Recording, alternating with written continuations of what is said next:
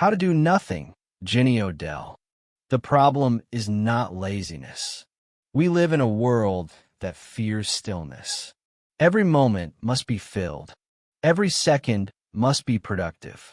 Every action must lead to something measurable. If you're not doing something, you are falling behind. At least, that is what we are taught. But how to do nothing challenges this belief at its core. The problem is not that we are lazy. The problem is that we are constantly distracted. And distraction is not harmless. It shapes how we think, what we value, and ultimately, who we become. The attention economy. Your attention is not neutral. It is being fought over. Every notification, every scroll, every click is designed to keep you engaged. Not because it benefits you, but because it benefits platforms. Social media, news feeds, and apps are built on one principle. Capture attention. Keep it. Sell it. In this environment, your focus becomes a resource. And like any valuable resource, it is constantly being extracted. This means losing focus is not just a personal failure. It is a system working exactly as designed. Why doing nothing feels uncomfortable? When you stop scrolling, when you sit in silence, when you disconnect, something strange happens. You feel restless. Your mind searches for stimulation. This discomfort is not natural. It is conditioned. We have trained ourselves to depend on constant input. Silence feels empty because we are no longer used to it. But that emptiness is not a problem. It is space. And space is where awareness begins. Doing nothing is not doing nothing. The title is misleading, intentionally. Doing nothing does not mean inactivity. It means refusing to participate in constant distraction. It means reclaiming your attention, choosing where to place it, protecting it, directing it. Doing nothing is actually a radical act because it goes against a culture that values speed, noise, and constant engagement. Attention as power. Where your attention goes, your life follows. If your attention is scattered, your life becomes scattered. If your attention is controlled by external forces, your thinking becomes reactive. But if your attention is intentional, your life becomes deliberate. Odell emphasizes that attention is not just about productivity. It is about freedom, the ability to choose what matters, the ability to think independently, the ability to live consciously, relearning how to see. One of the quiet themes in the book is learning to see again. Not quickly, not superficially, but deeply. When you slow down, ordinary things become visible again. A tree is no longer background noise. A conversation becomes more meaningful. A moment becomes complete. This shift is subtle, but transforms experience. Attention creates depth, and depth creates meaning. The cost of constant productivity. Modern culture celebrates productivity. More output, more results, more efficiency. But this constant push comes at a cost. Burnout, anxiety, loss of creativity, disconnection from self and others. When everything is optimized for productivity, life becomes mechanical. We begin to measure ourselves by what we produce, instead of who we are.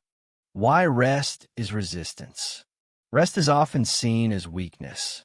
But in a system that demands constant output, rest becomes powerful. Rest interrupts the cycle. It creates distance from pressure. It allows recovery. But more importantly, rest creates awareness. Without rest, we cannot reflect. Without reflection, we cannot question. And without questioning, we remain trapped in patterns we did not choose. The illusion of urgency. Everything feels urgent. Messages, updates, notifications. But most urgency is artificial. It is created to keep you engaged, to pull you back in. True importance rarely demands immediate reaction. It requires attention, thought, and time. Learning to distinguish between urgency and importance is essential, because reacting constantly prevents thinking deeply. Reclaiming your time. Time is not just about hours. It is about how those hours are experienced. Scrolling for hours feels empty. Focused attention feels meaningful. Reclaiming your time means choosing depth over distraction, presence over noise, quality over quantity. This shift changes not only what you do, but how you experience life. The role of nature. Odell often points to nature as a place of restored attention. Nature does not compete for your focus. It does not demand constant interaction. It allows observation without pressure. In nature, attention becomes calm. It expands instead of fragments. This is why even small moments, sitting outside, watching the sky, walking without headphones, can reset the mind. Social connection beyond screens. Digital connection is fast, but often shallow. Real connection requires presence. Listening, observing, engaging fully. When attention is divided, connection weakens. When attention is present, relationships deepen. Reclaiming attention is not isolation. It is reconnecting in a more meaningful way. Choosing what deserves your attention. Not everything deserves your attention, but everything competes for it. This is the challenge. You must decide what matters, what adds value, what deserves focus. Without this decision, attention is given away automatically. With this decision, attention becomes intentional. A new definition of productivity. Productivity does not have to mean constant output. It can mean thinking clearly, creating meaningful work, building real connections, living intentionally. This kind of productivity is slower, but it is deeper and more sustainable. The courage to disconnect. Disconnecting is not easy. It feels like missing out, falling behind, losing connection.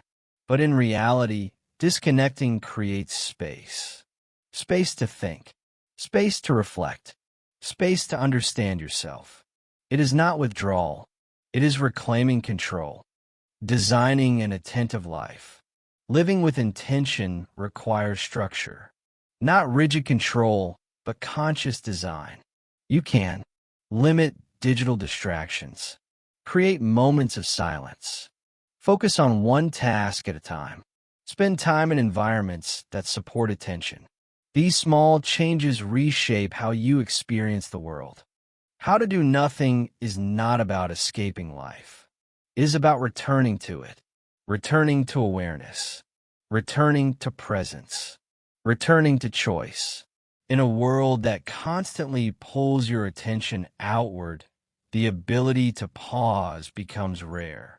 And what is rare becomes powerful. Doing nothing is not empty. It is full of possibility. Because when you reclaim your attention, you reclaim your life. Like, subscribe, comment, share.